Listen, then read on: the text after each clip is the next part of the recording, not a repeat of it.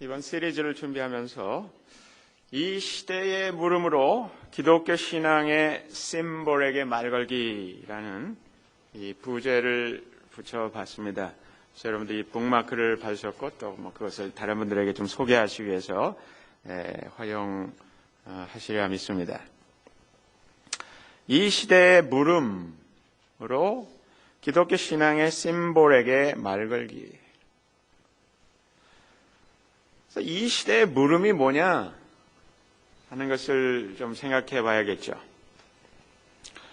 자, 이 시대의 물음이 뭐냐 하는 것을 물어보기에 앞서서 우리는 이 시대가 어떤 시대냐 하는 것부터 생각해 봐야 될 겁니다.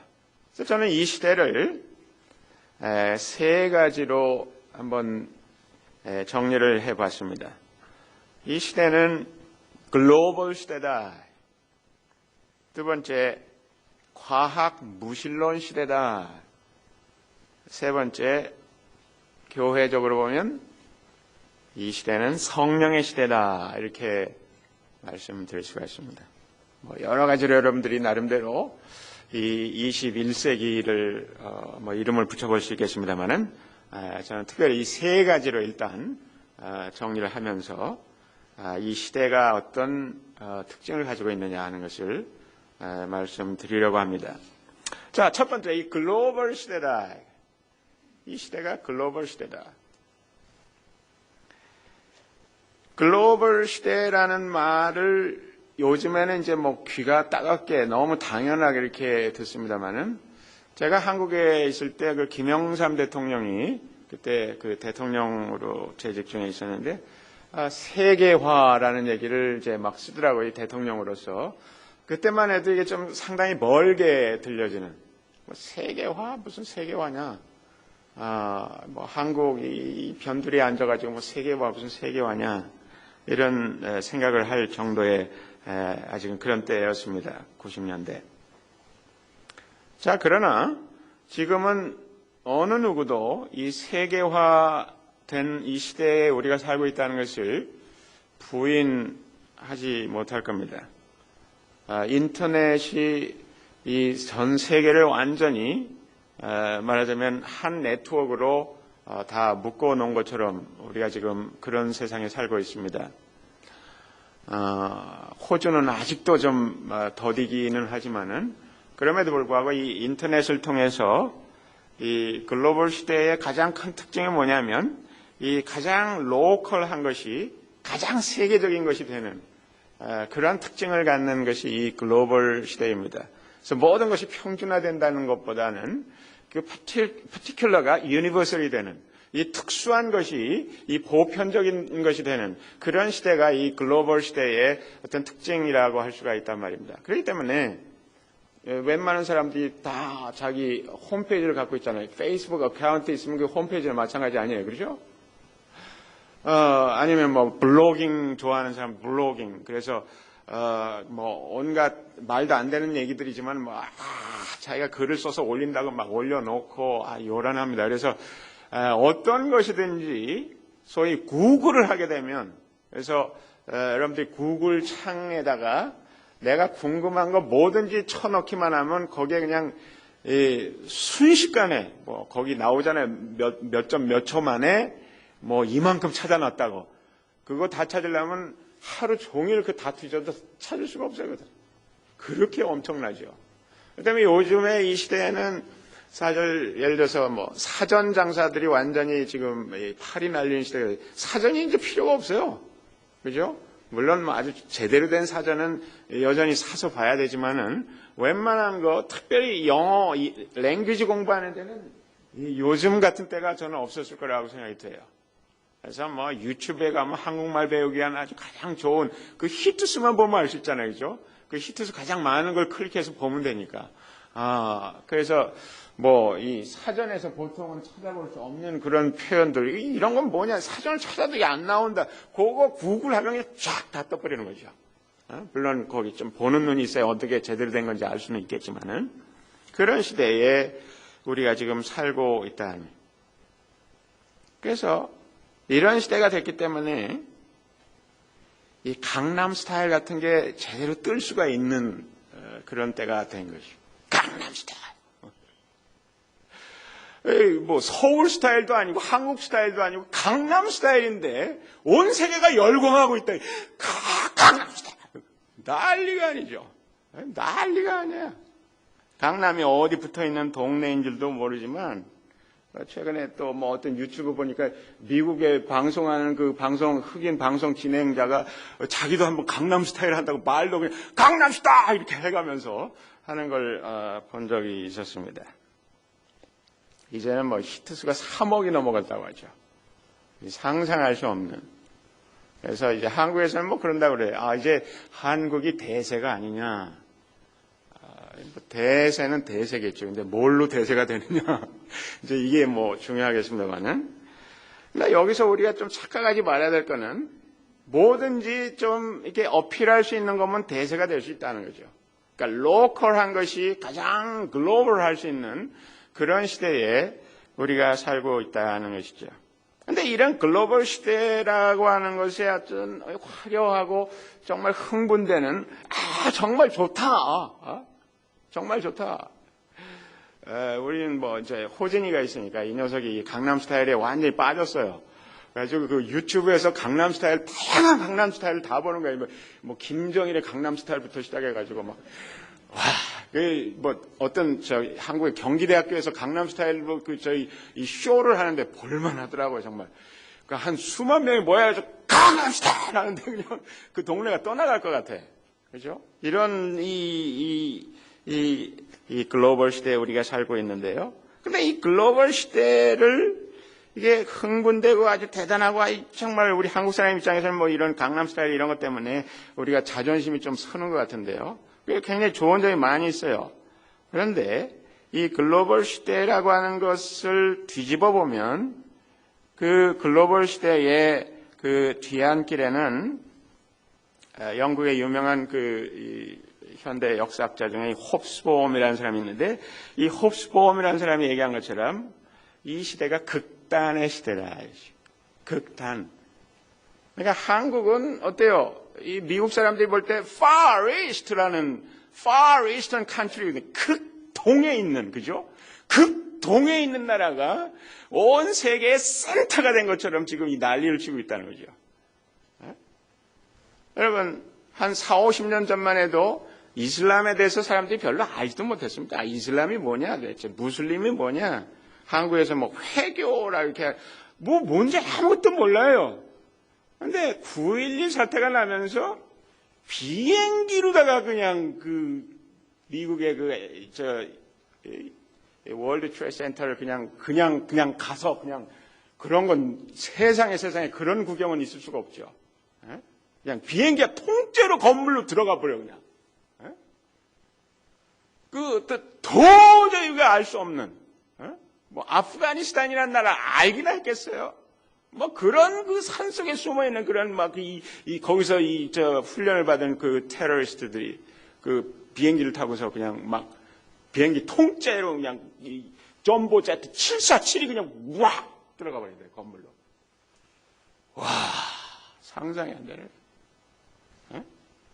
그러니까 지구 저 반대쪽에 아무도 알아주지 않는 어떤 무슬림의 어떤 사람들이 미국의 이 금융의 핵심 심장부를 강타해버리는 그런 일들을 우리가 보지 않았습니까? 글로벌 시대는 다른 말로 하면 극단의 시대다. The age of the extremes. 이 극단의 일들이 벌어지고 있다는 것이. 그러한 상황을 잘 알면서 우리가 고백하는 사도신경이 이런 시대에 무슨 의미를 가져야 되는가 생각해 볼 필요가 있다는 거지. 이 시대는 너도 나도 다 자기 목소리를 내는 그런 시대입니다.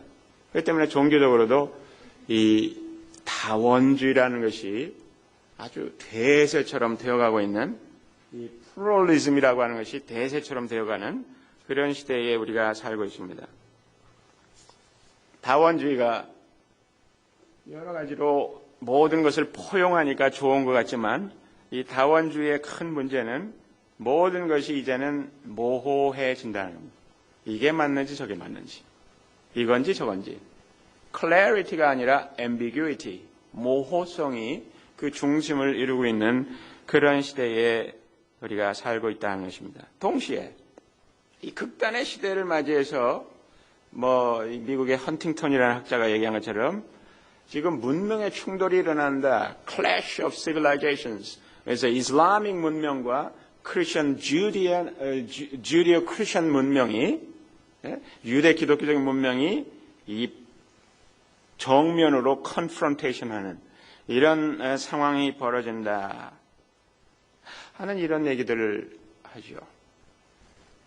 그래서 다음 시간에 제가 전능하사 천지를 지으신 하나님 아버지를 믿사오며 그걸 다룰 거거든요. 근데 그 전능하사 천지를 지으신 하나님 아버지, 그것을 고백하는 사람들은 기독교인들만이 아닙니다, 사실. 유대교인이 있고요. 그 다음에 지금 전 세계 인구의 상당 부분을 차지하고 있는 무슬림들이 전능하사 천지를 지으신 하나님 아버지를 믿고 있습니다. 이거 우리가 그렇게 간단하게 생각하면 안 됩니다. 이 기독교인들이 좀 조심해야 될 게 뭐냐면, 기독교인들은 유대인에 대해서는 그래도 좀 무슨 마음에 곱게 보는 그런 눈이 좀 있어요. 그래서 이스라엘에 지금 무슨 일이 일어나면 우리 조국이 무슨 어려움을 당하는 것처럼 그런 느낌을 좀 받아요. 그러나 무슬림들이 박살난다 그러면 좀 고소하게 생각하고, 그거 왜 그러냐 이거죠. 그거 좀 뭐가 좀 이상한 거예요. 사실 유대교인들이나 이슬람교도들이나 차이가 없습니다. 우리의 어떤 이 기독교 신앙의 입장에서 보면.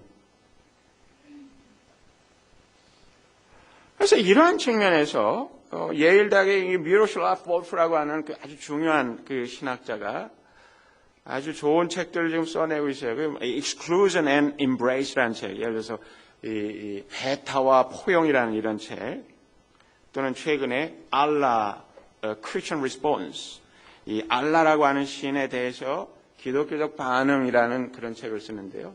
이 사람의 주장은 뭐냐면은 우리가 기독교나 이 이슬람이 말하자면 헌팅턴이 얘기한 것처럼 정면 충돌하는, 그래서 9.12 사태까지 나오고 말이죠. 지금 빈 라덴을 완전히 잡아가지고 바다에다 수장을 시켰다고 난리를 치지만은, 지금 호주 정부에서도 계속 아프가니스탄 전쟁이 이거 승산이 없는 전쟁이라는 게 안 된다 이거죠. 이거 어떻게 될지 몰라요. 또는 발리 버밍이니 인도네시아도 이게 대부분이 무슬림이 돼가지고 난리가잖아요.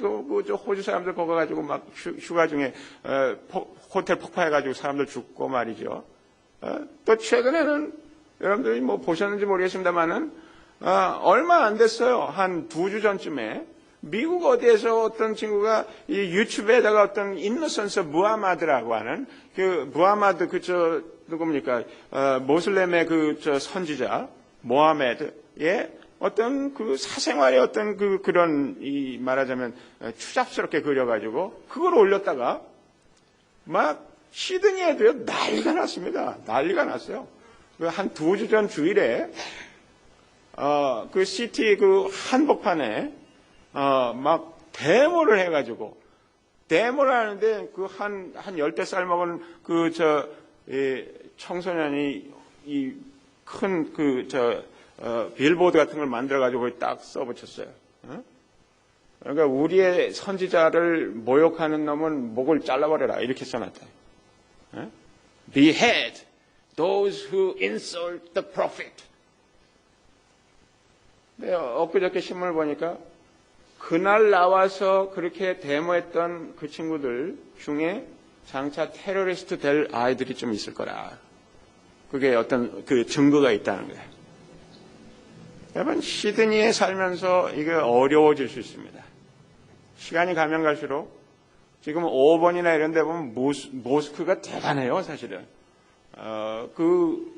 우리가 어떤 시대를 지금 살고 있는지 잘 생각하지 않으면 안 되는 거죠.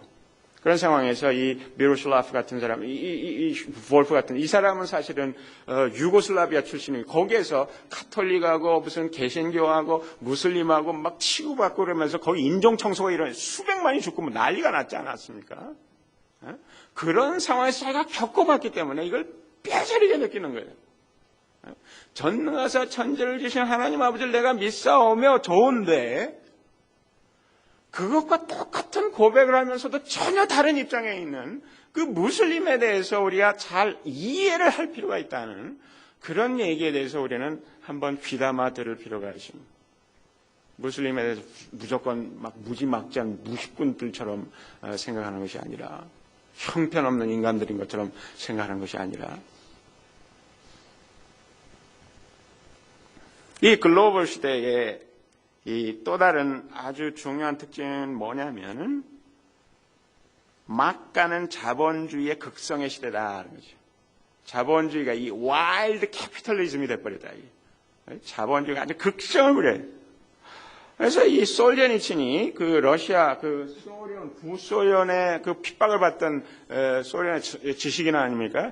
이 사람이 이제 그 1993년도 뉴욕 타임스에 이렇게 썼어요. 사회주의, 공산주의가 붕괴되었으나 그러한 이데올로기를 통해서 해결하고자 했던 문제는 그대로 남아있다. 사회주의가 왜 나왔느냐? 공산주의가 왜 나왔느냐? 빵의 문제 때문에 나온 건데 이거 어떤 놈은 그냥 뭐 부모를 잘 타고 나서 아니면 운이 좋아서 아니면 뭐 땅을 제대로 잘 잡아서 이게 잘 먹고 잘 산다 이게. 가만히 보니까 그냥 두면 안 되게 일어나가지고 뭐 지주들 다 박살낸 거 아니에요. 그죠? 가끔 SBS나 이런 유튜브 같은 데 나오는 예를 들어서 중국의 그런 공산화 과정을 무시무시해요. 그 당시에 막 한국도 북한에서는 그랬지만 지주들 돈 많고 저 땅 엄청 많이 가지고 있으면서 소장농들 거느리면서 완전히 노예처럼 버렸던 그 사람들을 끄집어내가지고 박살내버린 거 아닙니까? 그 재산을 다 뺏고 뭐 인민재판 걸어가지고 그 자아 비판시키고 거기서 막 죽여버린다 이거죠. 아주 무서운 겁니다 사실은. 그런데 사회 공산주의가 무너졌다고 해서 이게 좋은 세상이 왔다고 해서 그렇지 않다는 거죠. 사회공산주의가 무너졌지만 그들이 왜 그게 나왔느냐? 그 나왔을 때 그 문제를 해결하고자 하던 그 문제 자체는 해결되지 않았다는 그대로 남아있다는 거죠. 그러면서 사회적으로 유리한 입장과 돈의 힘을 마구잡이로 휘두르게 되면 공산주의의 회오리 바람은 완전히 다시 일어날 것이다. 이렇게 예언을 하고 있습니다. 아주 무서운 얘기입니다, 사실은. 이런 이 자본주의가 심각한 도전을 주는 이 세상에 우리가 여전히 살고 있죠. 그거는 우리 일반 교인들이 매일 매 순간 느끼는 겁니다. 그분들에게 전능하사 천지를 지으신 하나님 아버지를 내가 믿사오며 무슨 의미가 있느냐? 오히려 사도신경 이렇게 바꿔야 될지 모르죠. 전능하사 세상에 못할 것이 없는 돈을 믿사오며 그 물질이 주는 행복과 쾌락을 믿사오니 이는 부모도 자식도 믿을 수 없는 이 세상에서 우리가 믿을 수 있는 유일한 담보임을 확신하나이다. 우리는 고난과 죽음이 없는 부활만을 원하오며 뭐 이런 식으로 바꿔야 될 거 아니냐 이거죠. 제가 이 말씀드린 게 무슨 얘기냐면 우리가 사는 이 세상에서 주일마다 모여서 사도신경 해가지고 한번 외울 때 그 한 줄 지나갈 때 다시 생각해 봐야 된다는 거예요. 뭘 내가 하고 있는 건지. 그것만 틀리지 않게, 맞춤법에 틀리지 않게 쫄쫄쫄쫄 외우는 게 중요하지 않다는 겁니다. 굉장히 이 사도신경을 한번 이렇게 읊조린다고 하는 것은 엄청난 이 세상에 대한 챌린지를 하는 행위다 할 수가 있습니다. 자, 이제 두 번째로 21세기를 일컬어서 저는 과학 무신론 시대라 이렇게 부르고 싶은데요. 이 피터 메다와라고 하는 사람이 이 리처드 도킨스에 대해서 이렇게 부추겨 세웠습니다. One of the most brilliant of the rising generation of biologists. 이 지금 부상하는 생물학자들 중에 가장 탁월한 생물학자 중에 하나라고. 이 리처드 도킨스는 뭐 옥스퍼드 대학의 교수인데 이 사람이 하는 일은 뭐 학교에서 아마 가르치는 것보다는 온 세상 돌아다니면서 이 공개 강연하고 책 써가지고 돈 버는 일이 그 사람이 하는 일일 것 같아요. 근데 뭐 이 사람이 쓴 여러 책들 뭐 최근에 나온 뭐 God Delusion 뭐 신의 망상이라든지 또 그 전에 blind watchmaker, selfish gene, 이런 여러 가지 이 순수 생물학을 전공한 이 말하자면, 그 영국 최고의 옥스퍼드 대학의 그 교수로서 이 다윈이즘, 이 진화론이라고 하는 것, 이 다윈이 내세운 이 진화론이라고 하는 것이 얼마나 막강한 지적인 파워를 갖고 있는가 하는 것을 가장 설득력 있게 온 세상을 돌아다니면서 지금 전파하고 있지 않습니까? 이 사람이 호주에도 한 1년에 한 번은 꼭 오는 것 같아. 시드니, 멜번 거쳐서 항상 돌아가고 그렇게 하지요. 그래서 이 사람은 자기가 번 돈을 모아가지고 그 돈으로 뭐 하냐면 영국 런던 같은데 버스에다가 대형 광고를 냅니다. 뭐라고 하냐면 Probably there is no God. 아마 하나님 없는 것 같다. 뭐하러 믿냐? 다 입증된 거 아니냐? 이런 식으로 생물학적으로. 이 당대 이 옥스퍼드 대학을 다니는 그 시절이었겠죠. 이 리처드 도킨스가 A.J. 아이어라고 하는 그 유명 언어 철학자가 있어요. 이 사람하고 대화하는 중에 이런 얘기를 했답니다. 1859년 이전에는 무신론자가 되는 것을 상상할 수 없었을 것 같은데 다윈이 이제는 무신론을 가지고 있는 그 사람들이 지적으로 만족감을 누릴 수 있는 그 시대를 만들어 놓았다. 이렇게 이야기를 했다는 겁니다. 우리가 이런 리처드 도킨스가 얘기하는 것이 뭔지 정도는 이제 기독교인으로서 조금씩 알아갈 필요가 있습니다. 왜냐하면 정말로 예수 안 믿고 아주 자신만만하게 사는 그 사람들의 머릿속에 리처드 도킨스 같은 사람의 그 스승들이 앉아 있거든요. 그냥 괜히 교회 안 나오는 거 아니에요. 그 이유가 있어요. 자기 나름대로 아주 박진감 있게 그 내칠 수 있는 기독교를 그러한 그 나름대로 이 정리된 논리들이 이 사람들에게 있다는 것이죠. 그런 상황 속에서 우리가 사도신경을 보면 동정녀 마리아에게서 예수님이 잉태되신 것, 또는 하나님이 하늘과 땅을 창조하셨다는 것, 또는 예수님이 죽었다가 부활했다는 것, 이런 것들을 주일날 아침마다 이렇게 말하자면 같이 신앙 고백을 한다고 하면서 한다는 것이 그게 무슨 뜻이냐? 그거 듣는 사람들이 아주 비웃을 수 있는 그런 내용에 대해서 그거 생각해 보셨느냐? 그거 한번 깊이 생각해 봐야 돼요. 이게 사도신경 21세기에서 우리가 신앙 고백한다는 것의 의미를 여기서 또 생각해 봐야 된다는 겁니다. 사실은 최근에 미국의 가장 보수적이고 가장 그 개혁적이라고 하는 필라델피아에 있는 웨스트민스터 신학교의 교수 중에 한 사람이 구약을 가르치는 교수예요. 그 사람은 하버드를 나온 사람이죠. 하버드를 나오고 그 신학을 이제 그런 복음적인 보수적인 데서 했는데 피터 앤이라는 사람인데 이 사람이 지금 그 학교를 그만뒀어요. 왜냐? 자기는 기독교 신앙을 갖고서도 진화론을 수용하는 것이 문제가 없다고 생각한다. 이렇게 주장하기 때문에 그 이사회가 열려가지고 당신 그만두라. 굉장히 큰 파장이죠, 사실은. 그리고 이 사람이 장난하는 겁니까, 지금? 그렇지 않거든요. 이 사람이 바보가 아니에요. 하버드 출신이에요. 또 이 사람이 신앙이 없는 사람이냐? 왜 그러면 웨스트민스터 같은 데 가서 그런 얘기 해도 괜찮은 학교들이 많거든요, 미국에. 예를 들어서 뉴욕의 유니온 신학교라든지 저 버클리의 theological union 같은 그런 graduate theological union 같은 학교라든지 이런 데가 아무 문제 없어요. 근데 왜 그 웨스트민스터 거기에 가가지고 지금 직장도 잃어버리고 말이지. 그 나이가 한 50 다 돼가지고 이게 뭐 하는 거냐 이거죠. 그 이유가 있다 이거 이 사람이. 자꾸 책을 써내 이 사람이. 그렇게 할 수 있다고. 또 많이 알려진 건 아니지만 모 칼리지에서 한 15년 동안 렉처를 했던 분이 있어요. 그분도 지금 나와가지고 책을 쓰고 있는데, 뭐 지금 신학교 그만 안 하죠. 물론 자진해서 자기가 쫓겨난 건 아니지만은. 노아의 홍수 자기가 못 믿겠다는 거예요. 이게 참 복잡한 문제예요, 이게. 이런 것들에 대해서, 그런 일이 아무것도 없는 것처럼 우리가 교회에 앉아서 사도신경만 읊조릴 수 없다는 거죠. 그거 뭐냐, 이게. 왜 그러냐, 이거죠. 그거 한번 생각해 보자는 거예요. 아마 우리 교우들 가운데도 그런 거 가지고 막 실험하고 있는지 몰라요. 내놓고, 야, 이렇게 얘기는 못하지만, 속으로는, 이렇게 하는 분도 있을지 몰라요. 그거 얘기해 보자는 거죠. 대화를 해보자고요. 그 다음에, 이 시대는 21세기는 성령의 시대라 이렇게 부를 수가 있는데요.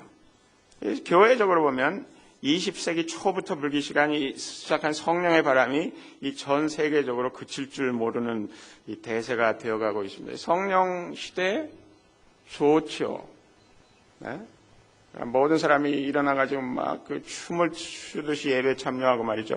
막 방언이 터지고 막 예언이 나오고 막 그 무슨 치유의 은사가 있어가지고 막 병을 막 고치고 막 이 클러치라고 왔던 사람이 그거 집어 던지고 걸어가고 막 이런 그 놀라운 일들이 막 일어난다. 하나님의 그 이적 같은 것들이.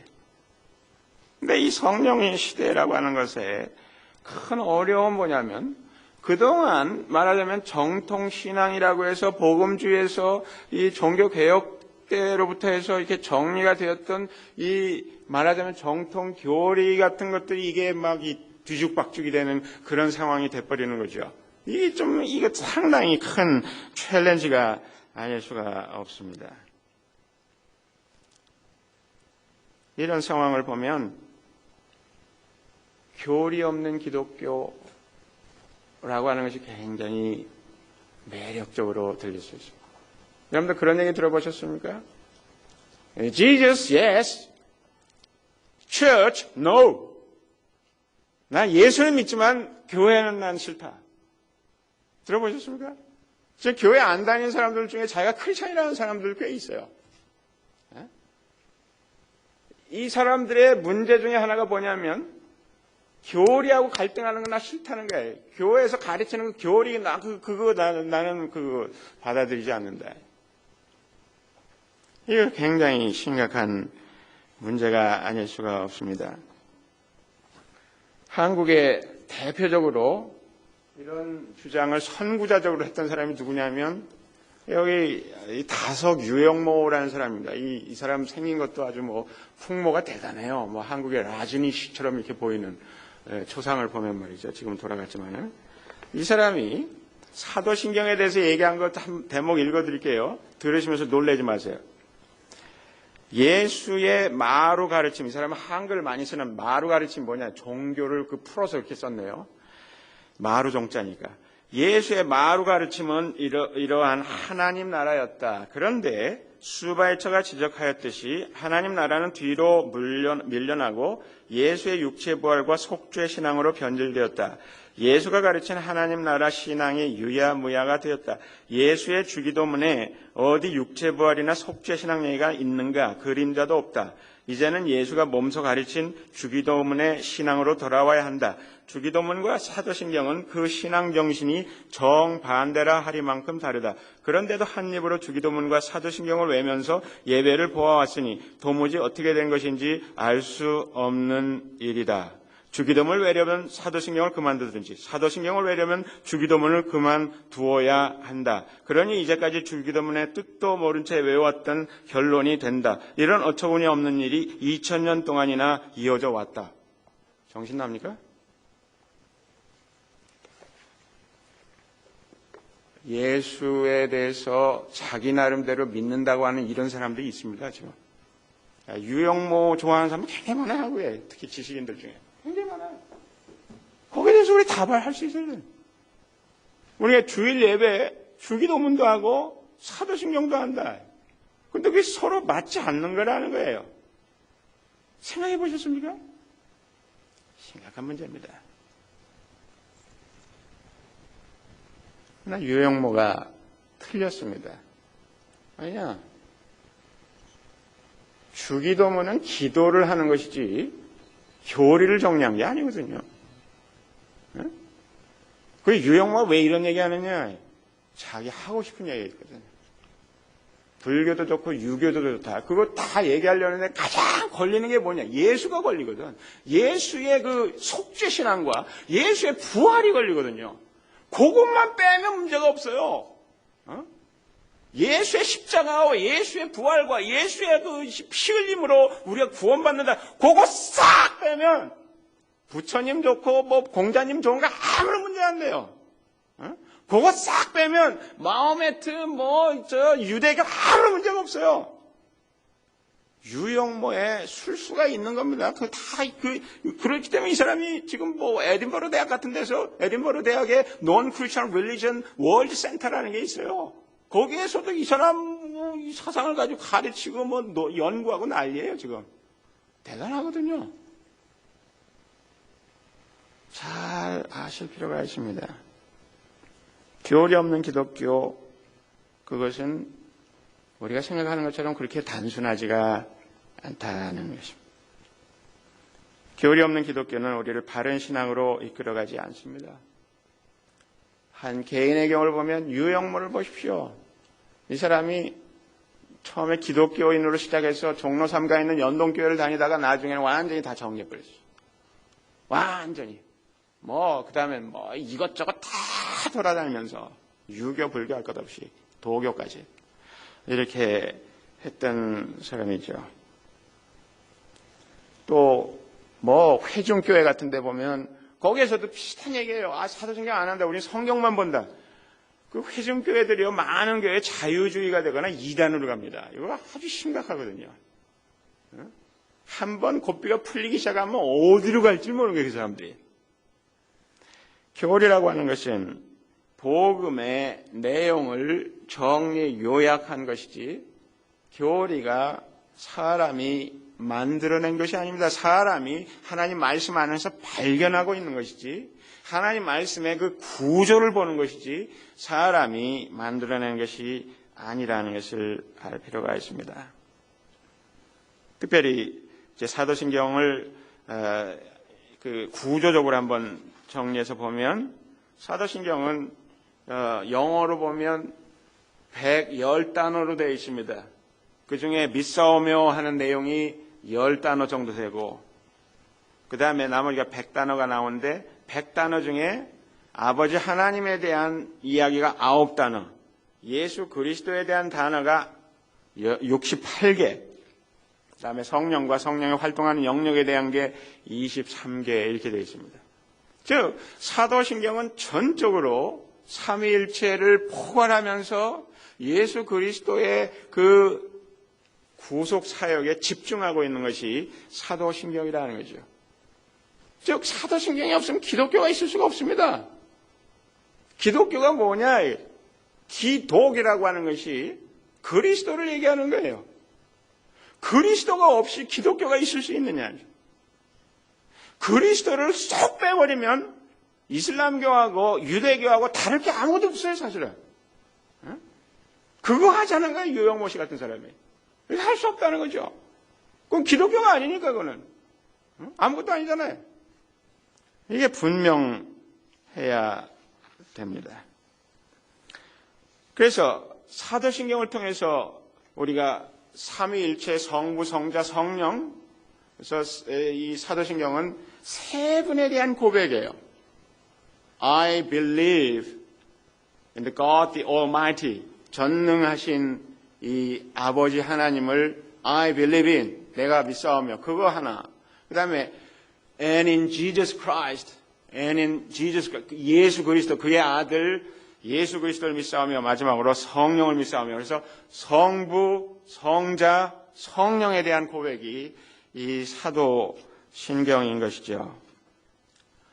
이 사도신경에 대해서 이제 다다음 주부터 6번에 걸쳐서 그 아주 구체적인 내용을 정리해 나가도록 하겠습니다만은 이제 오늘 말씀을 이제 좀 정리하면서 특별히 마태복음 7장에 있는 말씀 한 구절만 보면서 한번 정리를 해 보겠습니다. 좁은 문으로 들어가라. 멸망으로 인도하는 문은 크고 그 길이 넓어 그리로 들어가는 자가 많고 생명으로 인도하는 문은 좁고 길이 협착하여 찾는 자가 적음이라. 좁은 문으로 들어가라. 어떻게 보면 우리에게 신앙의 고백에 있어서는 사도신경을 한다는 것은 좁은 문으로 들어가는 거예요. 좁은 문으로 들어가요. 그죠? 거기 그 사도신경을 내가 가지고 나의 신앙을 요약해서 그 고백한다고 하는 것은 이것저것에 대해서 계속 노하는 거예요. 유형모에 대해서도 노하고, 사실 이슬람에 대해서도 노하고, 이 과학 만능주의 자체에 대해서도 노하고, 이 노하는 거예요. 그러니까 어떻게 보면 굉장히 좁은 길이죠. 좁은 문으로 들어가라 하신 것처럼 좁은 길을 우리가 가는 겁니다. 근데 그 말씀을 보니까 멸망으로 인도하는 문은 크고 길이 넓어 그리로 들어가는 자가 많고라고 얘기했습니다. 이거 잘 아셔야 됩니다. 이 세상에 그럴싸한 이론을 내세운 그 정말 어트랙티브한 그런 얘기들이 얼마나 많이 돌아다니는지 모릅니다. 그리로 가는 거 아주 쉽다는 거예요. 얼마든지 갈 수 있다는, 인터넷 뒤져보라. 얼마나 기독교 안 믿고도 잘 살 수 있는 것처럼 얘기하는 그 얘기들이 얼마나 많이 있느냐는 거죠. 그러나 중요한 것은 멸망으로 인도하는 문이라. 그게 생명이 아니라는 거죠. 즉, 사도신경을 우리가 제대로 받아들인다고 하는 것은 참된 삶으로 가게 되는 것이라는 거죠. 생명을 얻는 길이라 하는 것입니다. 이거 아주 중요한 포인트입니다.